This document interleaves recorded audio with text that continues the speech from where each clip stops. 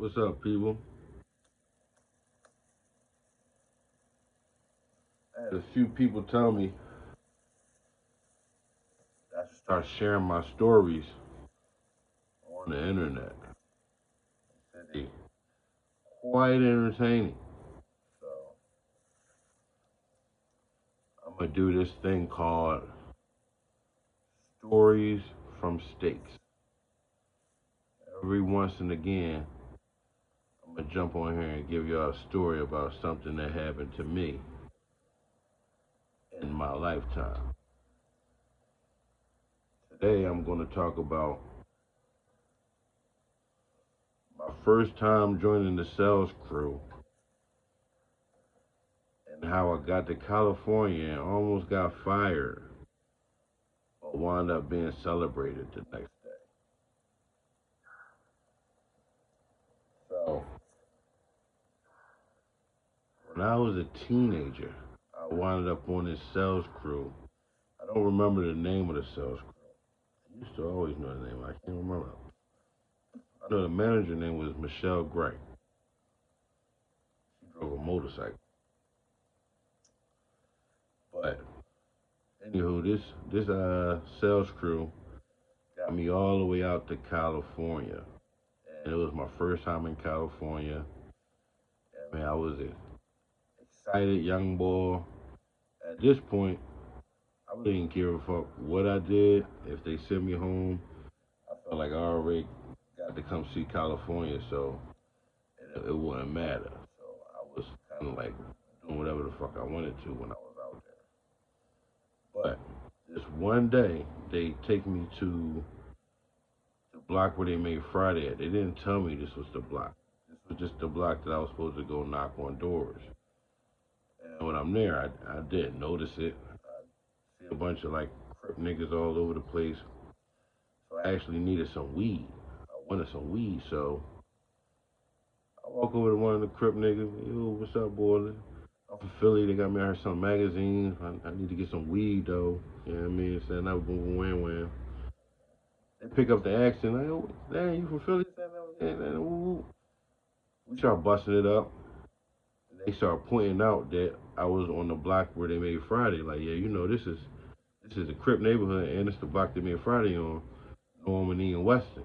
I'm like, I think about Normandy and Weston. I'm looking around. I see like the two palm trees that was in Stanley Yard. I actually see Stanley Yard. I start tripping. I run over there, start stomping in the grass, and I'm going crazy. Them niggas loved me over that joint. They was really like geeked out, cause I was geeked out. The way I was geeking out had them geeking out. So one of their mans go like around the corner somewhere to go get some bud. You know what I mean? Because I was trying to get some bud by the line and shit. While he going to get the bud, the van to come pick us up. She come drive. It wasn't Miss Michelle. It was another lady named Miss Karen. This dark skinned mean ass lady. She pulled up. So I tell them like, yo, act like you buying magazines, so she could just pull off and go where the fuck they going and shit. Cause she pulled up like, yo, we about to go to lunch. I'm like, yo, I'm gonna stay here. And I lied. I'm like, I'm about to sell these magazines to these people. They're about to buy it. Boy, holding the magazine joints and act like I was about to buy. So she pulled off and shit. They come with the weed and shit. Get inside the car. They give me a blue hoodie because I had a shirt and tie on. So I want to look like I was like a salesman sitting inside the hood in the cars. Sitting there, we smoking, freestyling and rapping and shit. And this one dude from the crew, he keep walking up and down the block. Apparently, they knew who he was because he'd been like with the crew for so long. They were like making fun, like, yo, that's the boy that be coming over here every year, tight ass shorts and shit. Yeah, man. This was back when tight ass shorts wasn't in. Because nowadays, you niggas love tight ass shorts, but it wasn't cool then. Hey, boy, got these biker shorts, keep on coming up here and shit. So we in the car geeking and shit, laughing and shit, laughing. Smoking, they asked me about state property. You know what I mean? I'm asking them about Ice Cube and Snoop Dogg and shit. We having a good time. Smoking. We smoked like about 6 L's. Hot box. They was telling me, introducing me to hot box. Roll the windows up. So the van pull up. Van pull up right next to the car, like we sitting in the car and shit. I'm like not moving and shit. Or like, yo, cuz, I think they know you in here. I'm like, fuck. I open up the car door to get out. Atomic bomb of smoke come out the fucking car. Act like it ain't nothing. I jump out the car, go jump in the van and shit. Everybody looking at me like, ooh, what the fuck? I'm like, yo, calm the fuck down and shit. You know what I mean? I get in the van, sit down, I don't say shit. Can't pull off. Then she stop. Everybody get out the van. Everybody get out the van and shit. I get out. She say, SOB, what you got? She's talking about how many cells I have. So I'm like, I don't got no cells. She was like, you told me that you was getting a cell from them people. I'm like, they didn't sell. I'm like, I mean, what you want me to do? They didn't want to buy the shit. So Miss Karen gets mad. Back then, I don't know if they're doing now in Cali. Back then, it was a real heavy thing against like Mexicans and niggas. So Miss Karen, to sell the magazines, you have to have the ducats. The ducat is like your receipts. When you sell a magazine and you gotta give them a receipt, you give them a receipt. You got a pamphlet, and the pamphlet is just a paper to say your company and whatever the fuck that quote is, the whatever they say about your company right there. Then you lift up that pamphlet. It's like a list of the magazines that you offer them. Miss Karen, she took both of those shits. She took the pamphlet and she took the other joint. Dropped me off in this all Mexican neighborhood. Pulled the fuck off. I'm like, damn, like, it's the first time in California. I don't watch Colors and all this other shit. So I'm like, damn, she trying to line me the fuck up. She done Mexican niggas driving past, looking at me crazy. Everybody looking at me crazy. I'm standing on this corner. I ain't even from Cali. So one thing, one thing I've always believed in life since a kid. There's no such thing as standing on no corner if you ain't selling no drugs on it. So I'm like, I'm not going to just be standing out here on this corner all the way in California, inside of a Mexican neighborhood.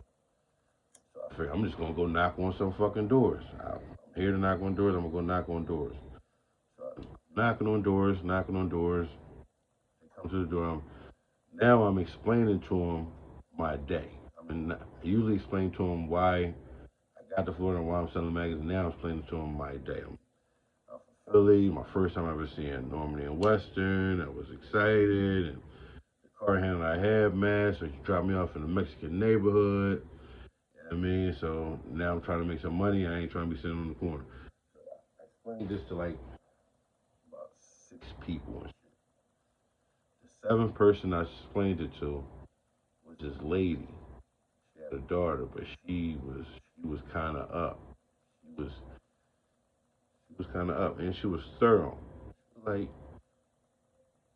you shouldn't go home for that. She's like, how do I make sure you don't go home?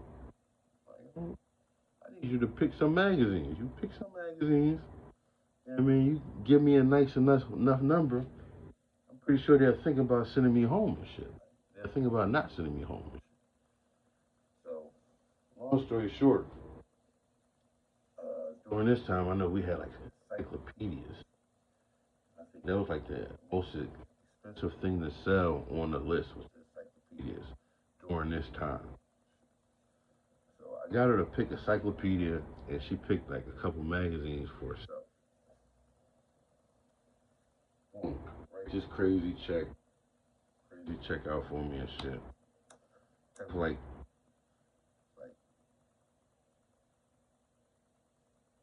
8 and change, I believe. I mean, it was my only check that day and shit. Mm. Now, the way the magazine crew, when you get dropped off in your territory, when they come pick you up, whoever has the most sales or the most production sits in the front seat and also controls the radio. Right, they had just dropped me off with no credential, no paperwork. So when it was coming to pick me up, they was all expecting me to jump right in the back seat. And so they pull up, come strolling up to the passenger seat. I'm like, what you got? They're like, boy, get your ass in the fucking back. I'm like, no, nigga, what you got? You know what I mean? What the fuck you got? You know what I mean? Little bitch sitting up there with this little ass number. She had like 2 400 or some shit like that, like 2 or 3 400. Showed the check. Bitch, get the fuck out the front seat. It's my seat now, nigga. You know what I mean? And I'm controlling the radio. So now we gotta listen to Styles P to hold the fuck way back. You know what I mean? Styles P and Beanie Siegel. All the way back. Get on these fucking nerves. Get back to the hotel next day.